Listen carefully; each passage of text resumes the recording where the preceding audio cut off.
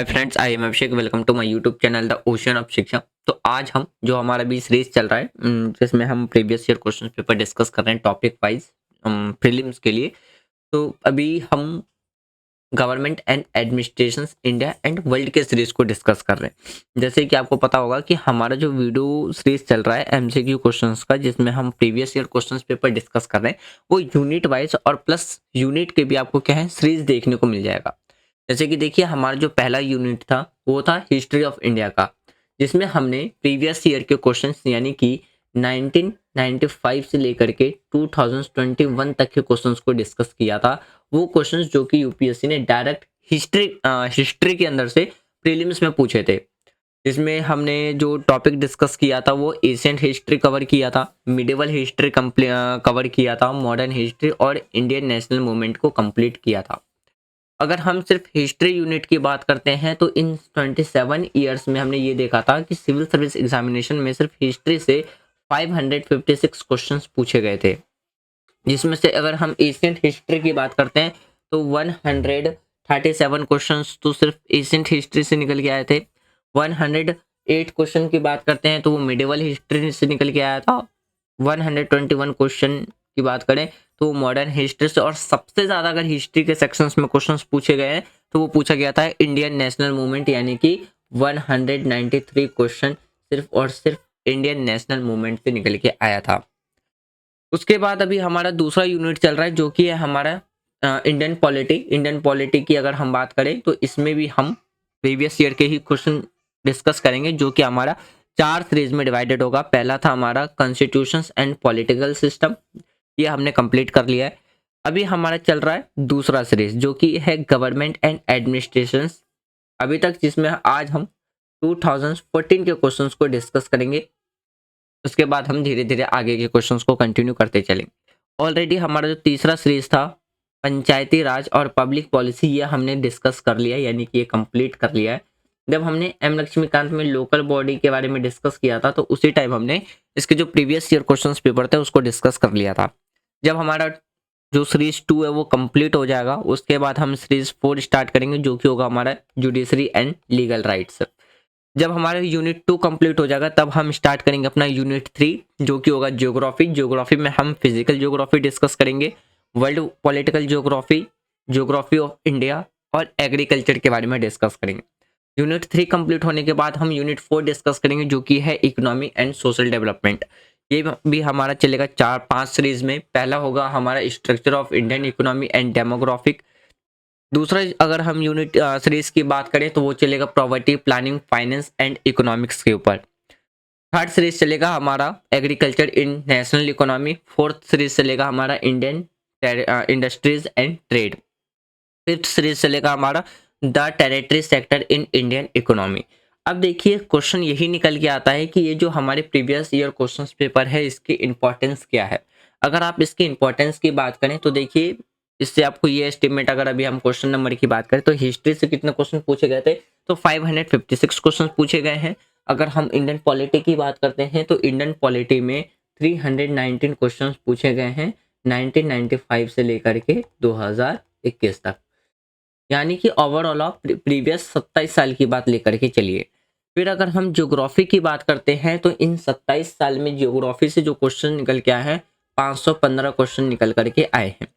फिर वहीं पे अगर आप इकोनॉमिक्स की बात कीजिए तो इकोनॉमिक्स में 385 क्वेश्चन इन 27 ईयर्स में पूछे गए हैं। तो अगर आप इन क्वेश्चंस की एस्टिमेट को देख लो, अगर हम इसमें भी अगर सीरीज के क्वेश्चंस की बात करें जो सीरीज के अंदर पूछे गए हैं, तो देखिए अगर हम बात करते हैं किसके बारे में, सबसे पहले हिस्ट्री। अभी हिस्ट्री मैंने आपको बता दिया कि एशियंट हिस्ट्री से 121 क्वेश्चंस पूछे गए थे। मिडिवल की बात करते हैं तो 108 क्वेश्चन। मॉडर्न की बात करते हैं, सॉरी, अगर हम एशियंट की बात करते हैं तो यहाँ पे 137। मॉडर्न की बात करते हैं तो 121 और इंडियन नेशनल मूवमेंट की बात करते हैं तो 193 क्वेश्चन। तो आप इस क्वेश्चन के नंबर से एनालाइज कर सकते हैं कि सबसे ज़्यादा क्वेश्चंस कहाँ से निकल के आ रहा है और सबसे ज़्यादा इंपॉर्टेंट टॉपिक कौन सा सीरीज का बन सकता है। वही चीज़ आप यहाँ पॉलिटिकल सेक्शन में भी देख सकते हैं। अगर हम कॉन्स्टिट्यूशंस एंड पॉलिटिकल सिस्टम की बात करते हैं तो इसमें से टोटल 101 क्वेश्चन पूछे गए इन 27 साल के अंदर, फिर अगर government and political institutions, political यानी कि आप गवर्नमेंट एंड एडमिनिस्ट्रेशंस की बात करते हैं तो 132 क्वेश्चन। पंचायती राज से बात करते हैं, लोकल गवर्नमेंट से 35 question. Judiciary legal right issue की बात करते हैं तो इसमें से 55 क्वेश्चंस पूछे गए। तब इन क्वेश्चंस के नंबर से भी आप एस्टिमेट कर सकते हैं कि सबसे ज़्यादा क्वेश्चंस कहाँ से निकल के आ रहे हैं, हमारे government and administrations plus constitutions and political system से निकल करके आ रहे हैं। अगर आप टोटल ओवरऑल कैलकुलेट करो तो इंडियन पॉलिटी एंड गवर्नमेंट से जो क्वेश्चंस निकल के आए हैं वो आपसे 319 क्वेश्चंस पूछे गए इन 27 साल में। फिर अगर आप बात करते हैं ज्योग्राफी के बारे में तो ज्योग्राफी में सबसे ज़्यादा क्वेश्चन निकल के पूछे गए कितना, 515 क्वेश्चन। तो जैसे कि अगर आप फिजिकल ज्योग्राफी की बात करो, फिजिकल ज्योग्राफी के लिए आप जीसी लियोन फॉलो कर सकते हो, अच्छी बुक है, इजी लैंग्वेज में भी मिल जाएगा आपको, मतलब उसकी लैंग्वेज काफ़ी इजी रखी गई है। तो फिजिकल ज्योग्राफी से 123। अगर आप वर्ल्ड पॉलिटिकल ज्योग्राफी से बात करो तो 89। सबसे कम क्वेश्चन यहीं से पूछे गए। लेकिन सबसे ज़्यादा जो क्वेश्चन निकल के आए ज्योग्राफी से वो निकल के आए ज्योग्राफी ऑफ इंडिया से कितना, 233 क्वेश्चन सिर्फ और सिर्फ कहाँ से पूछा गया, ज्योग्राफी ऑफ इंडिया से पूछा गया। अगर हम एग्रीकल्चर की बात करते हैं तो एग्रीकल्चर में से 70 क्वेश्चन निकल करके पूछे गए हैं। तो आप इन क्वेश्चंस के सीक्वेंस को अगर देख लो तो आपको ऑटोमेटिकली पता चल जाएगा कि कौन सा टॉपिक पे आपको कितना ज़्यादा फोकस करना है। अगर हम इंडियन इकोनॉमी एंड डेमोग्राफी की बात करते हैं तो इसमें से जो क्वेश्चंस पूछे गए हैं वो 103 क्वेश्चंस टोटल पूछे गए इन 27 सालों के अंदर में। फिर अगर बात करते हैं प्रॉपर्टी प्लानिंग फाइनेंस के बारे में तो इसमें जो क्वेश्चन पूछे गए 136 क्वेश्चन इससे पूछे गए। फिर अगर बात करते हैं एग्रीकल्चर इन नेशनल इकोनॉमी में तो इससे 31 क्वेश्चन, यानी कि एवरेज निकालो तो 1-1.5 क्वेश्चन तो निकल, 1-2 क्वेश्चन तो मिल ही जाएगा। अगर हम इंडियन इंडस्ट्री की बात करते हैं तो इसमें से 57 एस्टिमेट निकाल लो तो 2 क्वेश्चन निकल के आ जाएंगे। वहीं पे अगर बात करते हैं the territory sector in Indian economy से जो क्वेश्चंस निकल के आए वो कितने क्वेश्चन पूछेंगे, 58 क्वेश्चन, यानी कि इसका भी एस्टिमेट लगा लो। तो हर एक एग्जाम में 2-2 क्वेश्चन इससे निकल के आए, यानी कि अगर आप 2-2 क्वेश्चन की भी एवरेज निकाल के रखो तो 4-4 नंबर के निकल के आ जाते हैं। अगर आप इन सब्जेक्ट पर अच्छे से फोकस करके चलते हो तो आप कम टाइम पे भी एटलीस्ट आप प्रीलिम्स की तैयारी अच्छे से कर सकते हो। तो इस इंपॉर्टेंस को बताने के लिए जो हमारे प्रीवियस ईयर क्वेश्चंस पेपर होते हैं कि कौन से टॉपिक पे आपको कितना फोकस करना है, उसके लिए बहुत ज़्यादा ज़रूरी हो जाता है। तो अभी आपको पता ही है कि हमारा पॉलिटी सेक्शन चल रहा है, जो कि जिसमें हम आज हमारा 8वां लेक्चर रहने वाला है, जिसमें हम 2014 के क्वेश्चंस को डिस्कस करेंगे। लास्ट क्लास में हमने 2013 के क्वेश्चंस को डिस्कस करेंगे किया था। आज हम वो क्वेश्चन डिस्कस करेंगे जो कि 2014 में पॉलिटिक्स के अंदर, यानी कि गवर्नमेंट एंड एडमिनिस्ट्रेशन के अंदर से जो क्वेश्चंस पूछे गए थे उसके बारे में।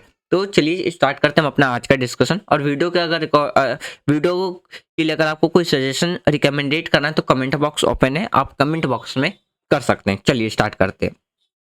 देखिए आज का जो पहला क्वेश्चन है ये 2004 का क्वेश्चन है। इसे आपसे पूछा गया है लैंग्वेज के आधार पे, यानी कि हमारे कॉन्स्टिट्यूशन का जो 8th शेड्यूल है वो बात करता है किस बारे में, लैंग्वेज के बारे में। आज के टाइम पे अगर हम बात करते हैं हमारे कॉन्स्टिट्यूशंस के अंदर में जो ऑफिशियल लैंग्वेज है वो 22 ऑफिशियल लैंग्वेज आपको देखने को मिल जाएगा। रिसेंटली अगर देखिए, अगर हम आईबी के एग्जाम की बात करें, जो इंटरनेशनल ब्यूरो का जो एग्जाम हुआ था रिसेंटली, उसके अंदर भी आपको क्या है लैंग्वेज के रिगार्डिंग में क्वेश्चंस देखने को मिल जाएगा। तो देखिए इसमें आपके पास 3 लैंग्वेज दिया गया है और 3 लैंग्वेज में से आपसे ये पूछा जा रहा है कि इनमें से ऐसा कौन सा लैंग्वेज है जो कि क्या है हमारा क्लासिकल लैंग्वेज है। एक चीज और याद रखिएगा कि ऑफिशियल लैंग्वेज और क्लासिकल लैंग्वेज में डिफरेंस है। आपको अगर बात करें कि जो ऑफिशियल लैंग्वेज है वो आपको 22 देखने को मिल जाएगी according to Indian constitution schedule 8 के अकॉर्डिंग। अगर वहीं पे अगर हम क्लासिकल लैंग्वेज की बात करें तो वो आपको 6 क्लासिकल लैंग्वेज आपको देखने को मिलेगा। और क्वेश्चन यही पूछा गया है कि इन तीनों में से कौन सा लैंग्वेज क्लासिकल लैंग्वेज है।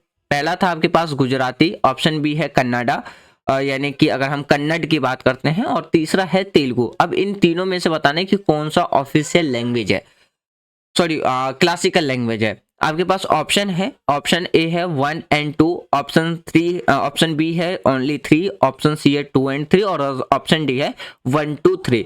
तो देखिए मैं यहाँ पे रिकमेंडेड करूंगा कि आप राइट आंसर देखने से पहले, अगर हम बात करते हैं कि मैं यहाँ पे ये बता रहा था कि अगर आप चाहें तो अपना जो राइट आंसर है वो पहले कमेंट बॉक्स में या तो कमेंट कर लें। अगर आपके पास नोटबुक है तो आप अपना राइट आंसर, आपके अकॉर्डिंग राइट आंसर क्या आप उसमें ऑप्शन टिक कर लें। फिर राइट आंसर देखिए कि आपका ऑप्शन जो आपने टिक किया था या जो लिखा है वो सही है या गलत। तो देखिए इसका जो राइट आंसर मिलेगा वो मिलेगा आपको ऑप्शन सी। अब देखिए ऑप्शन सी में क्या है, सिर्फ और सिर्फ हमारा दूसरा और तीसरा ही क्या है, आपको क्लासिकल लैंग्वेज देखने को मिलेगा। क्लासिकल लैंग्वेज, देखिए आज के टाइम पे अगर हम क्लासिकल लैंग्वेज की बात करें तो आपको क्लासिकल लैंग्वेज 6 देखने को मिलेगा, जो कि किसके द्वारा डिक्लेयर किया गया है, गवर्नमेंट के द्वारा। वो 6 कौन कौन से, पहला आपको संस्कृत, दूसरा तमिल, तीसरा तेलुगु, फोर्थ है कन्नड़, पांचवा है मलयालम और छठा है उड़िया।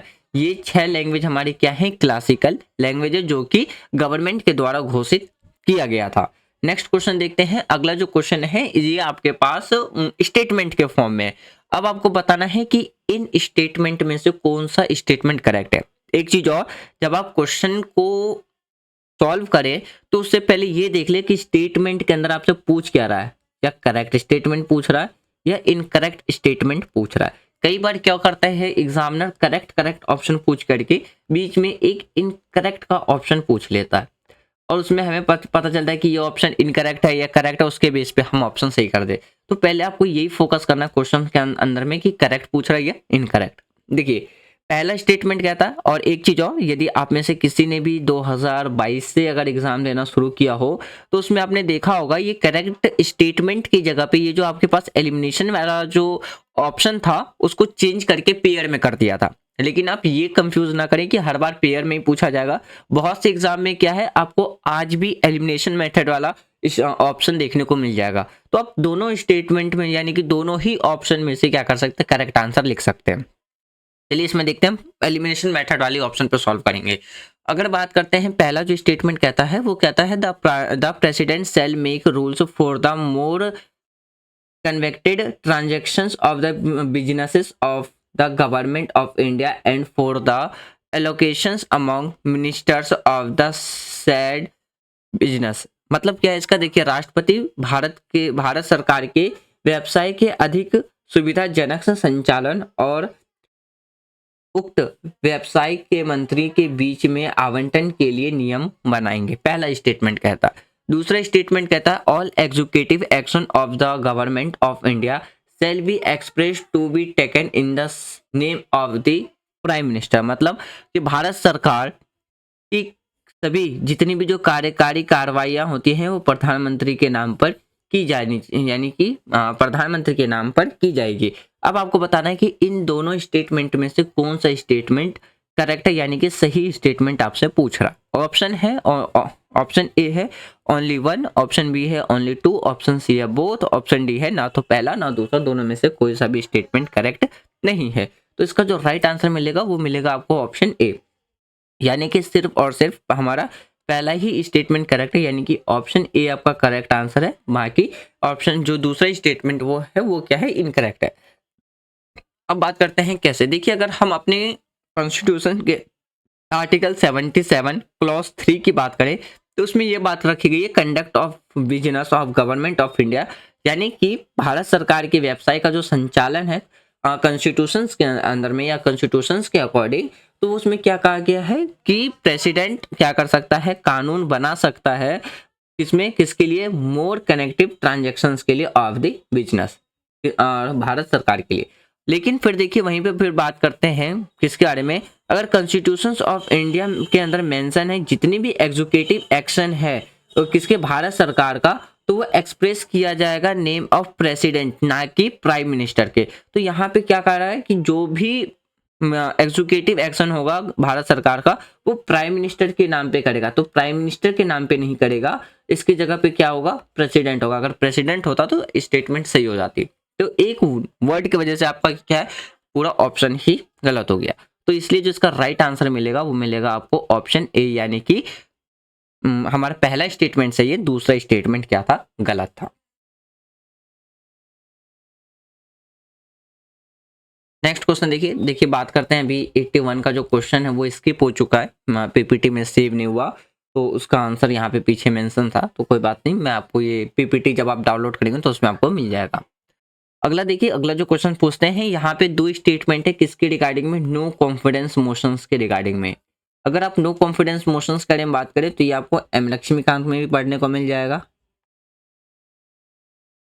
और ये आपको करंट अफेयर में भी देखने को मिल जाएगा कई बार, न्यूज़ में भी रहता है, साथ साथ में ये आपको एनसीईआरटी, अगर आप 9th क्लास के एनसीईआरटी रीड कर लो तो पॉलिटिकल साइंस में उसमें भी आपको देखने को मिल जाएगा। तो देखिए इसमें बात करते हैं, दो स्टेटमेंट दिए गए हैं, दो स्टेटमेंट में से बताने कि कौन सा स्टेटमेंट इसमें से करेक्ट है। देखिए पहला स्टेटमेंट कहता है there is no mention of no confidence motion in the constitution of India, यानी कि भारत के संविधान में नो कॉन्फिडेंस मोशंस के रिगार्डिंग में आपको देखने को नहीं मिलेगा, जिक्र नहीं किया गया। दूसरा स्टेटमेंट कहता है a motion of no confidence can be introduce in the Lok Sabha only. दूसरा स्टेटमेंट कहता है कि जो नो कॉन्फिडेंस है वो सिर्फ और सिर्फ लोकसभा में ही लाया जा सकता है।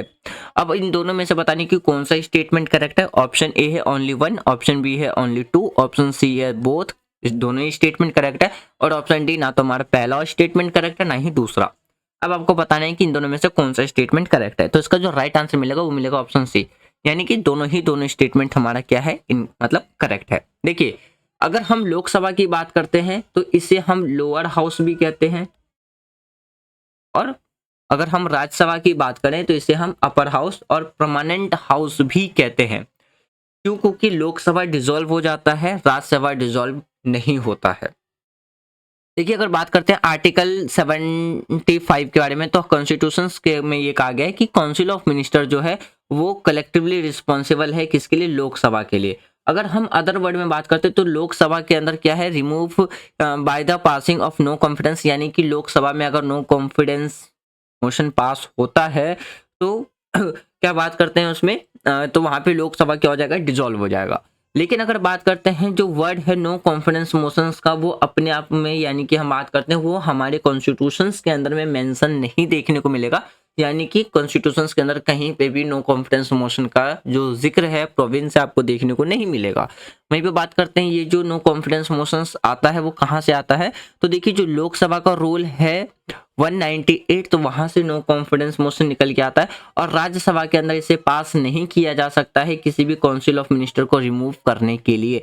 तो जो नो कॉन्फिडेंस मोशन है वो सिर्फ और सिर्फ लोकसभा में ही पास किया जा सकता है, इसीलिए हमारा दोनों स्टेटमेंट क्या है, करेक्ट है। अगला क्वेश्चन देखते हैं। अगले क्वेश्चन में पूछा गया है कि इनमें से सबसे लार्जेस्ट जो कमिटी है पार्लियामेंट की वो कौन सी है। तो ये सीधा सीधी क्वेश्चन आपसे एम लक्ष्मीकांत का जो बुक है, एम लक्ष्मीकांत की जो बुक है उसमें से अगर आप चैप्टर उठा के देख ले पार्लियामेंट कमिटीज के बारे में, तो वहां से निकल के पूछा गया है।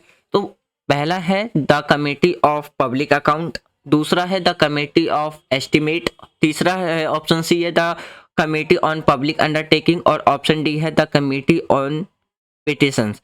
तो इसका जो राइट आंसर मिलेगा वो मिलेगा आपको ऑप्शन बी, यानी कि जो सबसे बड़ी कमेटी है वो है द कमेटी ऑन एस्टीमेट, जिसमें कितने आपको टोटल 30 सदस्य देखने को मिल जाएगा।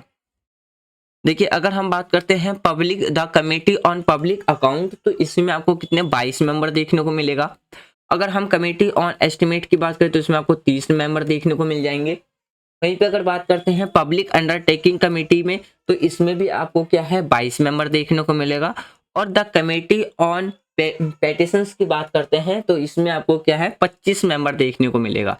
अब 25 मेंबर में से भी जो 10 मेंबर है वो आपको यानी कि सॉरी जो 15 मेंबर है वो आपको लोकसभा से देखने को मिलेगा, और जो 10 मेंबर है वो आपको कहाँ से देखने को मिलेगा, राज्यसभा से देखने को मिलेगा। तो इसमें टोटल कितने 15-25 मेंबर देखने को मिलेगा। तो सबसे ज्यादा जो लार्जेस्ट कमेटी के जो मेंबर हैं वो किस में देखने को मिलेगा, एस्टिमेट कमेटी में देखने को मिल जाएगा। और ये सवाल भी पूछा गया था 2014 में।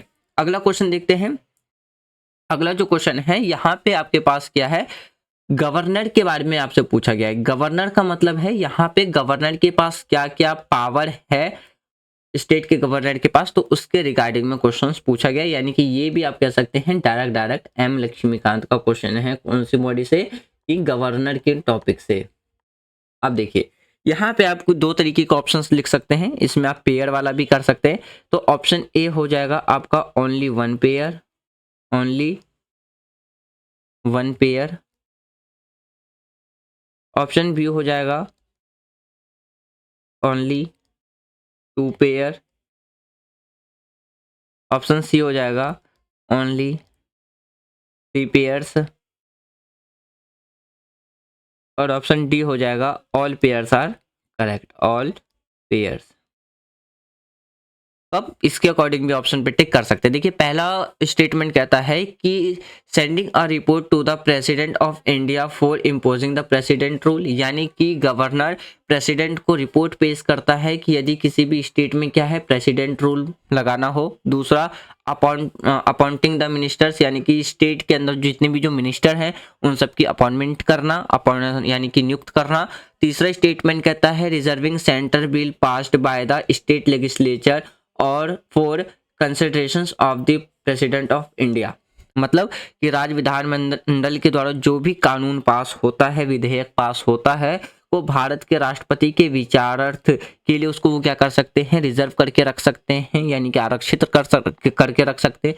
फोर्थ स्टेटमेंट कहता है making the rules to conduct the business of the state government, मतलब कि राज्य सरकार के कार्य संचालन हेतु वो क्या कर सकते हैं, नियम बना सकते हैं।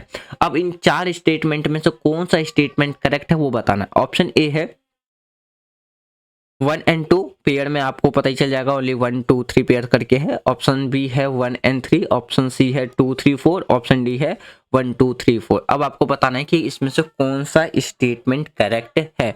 आप पेयर के अकॉर्डिंग में भी ऑप्शन टिक कर सकते हैं और एलिमिनेशन मेथड वाले ऑप्शन में भी टिक कर सकते हैं। तो इसका जो राइट आंसर देखने को मिलेगा वो मिलेगा आपको ऑप्शन बी।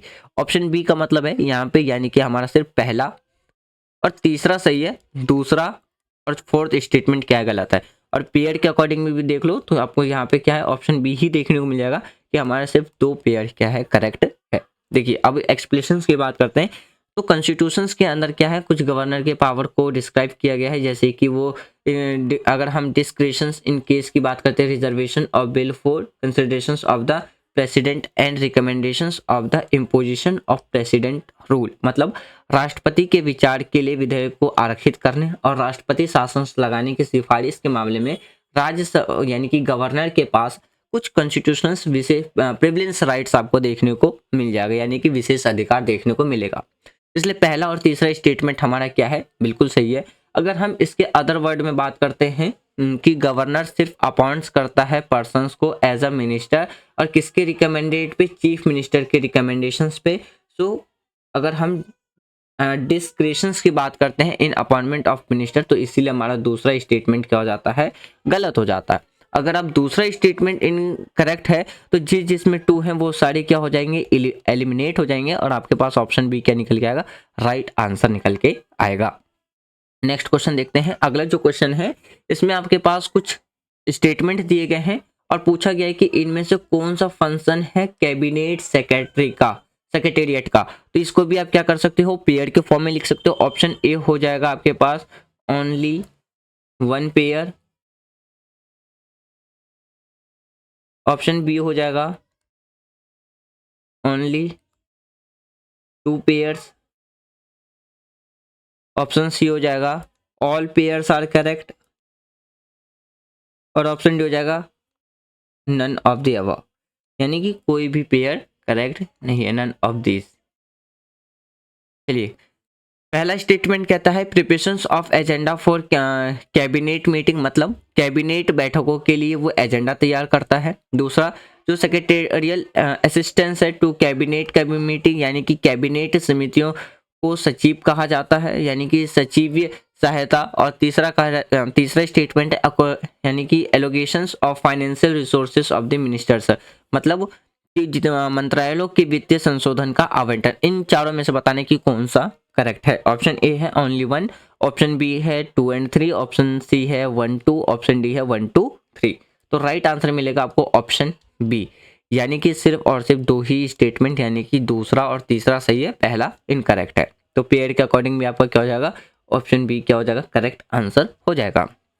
देखिए अगर हम कॉन्स्टिट्यूशनल गवर्नमेंट की बात करते हैं तो देखिए इसका आंसर बी नहीं, इसका आंसर होगा ऑप्शन सी, यानी कि सिर्फ और सिर्फ हमारा पहला और दूसरा ही स्टेटमेंट क्या है, करेक्ट है, तीसरा स्टेटमेंट इनकरेक्ट है।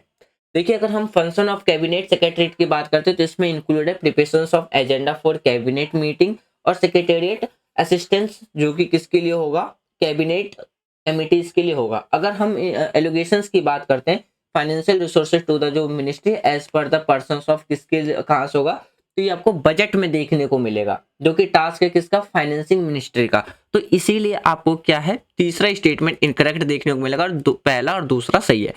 तो इसका जो राइट आंसर आपको देखने को मिलेगा वो मिलेगा आपको ऑप्शन सी। यहाँ पे जो आंसर है ये एक तरीके का ये इसका एक्सप्लेनेशन नहीं है।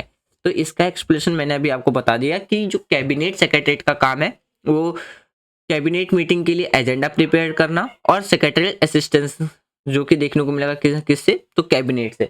और जो अभी बात करते हैं किसके लिए, एलोकेशन ऑफ फाइनेंशियल रिसोर्सेज के लिए, तो ये किसका टास्क है, फाइनेंस मिनिस्टर का टास्क है, ना कि कैबिनेट सेक्रेटेरिएट का।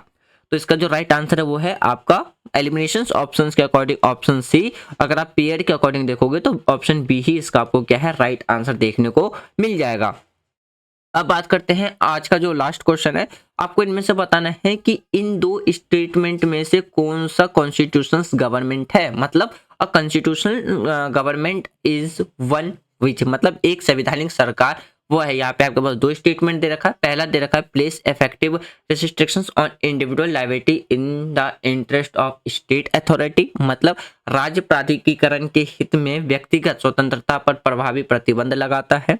दूसरा, place effective resistance one the authority of the state in interest of individual liability, मतलब व्यक्तिगत स्वतंत्रता के हित में राज्य के प्राधिकार पर प्रभावी लंबित यानी कि प्रतिबंध लगाता है। अब इन दोनों में से बताना है कि इनमें से कौन सा जो है स्टेट गवर्नमेंट आपको देखने को मिलेगा, सॉरी कॉन्स्टिट्यूशनल गवर्नमेंट देखने को मिलेगा। ऑप्शन ए है ओनली वन, ऑप्शन बी है ओनली टू, ऑप्शन सी है बोथ 1 and 2 और ऑप्शन डी है दोनों में से कोई नहीं। तो इसका आंसर आपको यहाँ देखने को मिलेगा। तो इसका जो राइट आंसर है वो है ऑप्शन बी, यानी कि ओनली सिर्फ और सिर्फ हमारा दूसरा सही है, पहला इनकरेक्ट है।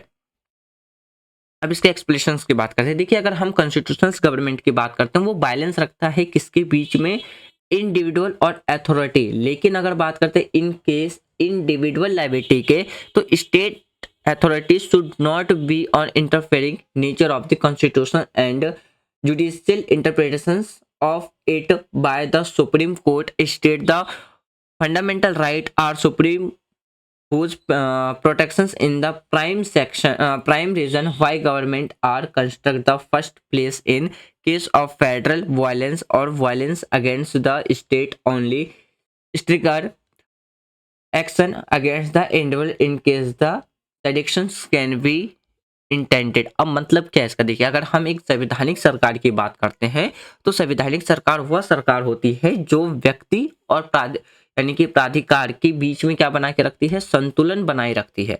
लेकिन अगर व्यक्तिगत स्वतंत्रता के मामले में बात करें तो राज्य प्राधिकार को हस्तक्षेप करने वाली प्रकृति नहीं होनी चाहिए, क्योंकि संविधान और सर्वोच्च न्यायालय यानी कि जो सुप्रीम कोर्ट है उसके द्वारा इसकी न्यायिक व्याख्या में कहा गया है कि जो मौलिक अधिकार है सुप्रीम है, यानी कि फंडामेंटल राइट क्या है वो सुप्रीम है, यानी कि बात करते हैं सर्वोच्च है, जिसकी सुरक्षा क्या है, सर्वोपरि है, यानी कि उसको गाइड करना, उसको प्रोटेक्ट करना कंपलसरी है, एक तरीके से कह सकते हैं। यही कारण है कि सरकार पहले स्थान पर बनाई जाती है। संघीय उल्लंघनों या राज्य के खिलाफ उल्लंघनों के मामले में केवल राजद्रोह के मामले में ही किसी व्यक्ति के खिलाफ सख्त कार्रवाई की शुरुआत की जा सकती है। तो इसीलिए जो आपका जो दूसरा स्टेटमेंट है वो क्या है, करेक्ट है और राइट ऑप्शन है, option B is correct answer. तो फ्रेंड्स ये था हमारा आज का डिस्कशन जिसमें हमने 2014 के क्वेश्चंस को डिस्कस किया, वो क्वेश्चंस जो कि ऑलरेडी प्रीवियस ईयर में प्रीलिम्स के अंदर पूछे गए हैं। वीडियो के रिगार्डिंग में आपको कोई भी सजेशन देना है, कमेंट बॉक्स ओपन है, आप कमेंट बॉक्स में दे सकते हैं। यदि वीडियो आपको पसंद आ रही है तो वीडियो को आप लाइक कर सकते हैं, शेयर कर सकते हैं एंड चैनल को सब्सक्राइब कर सकते हैं। Thanks for watching friend, take care, जय हिंद।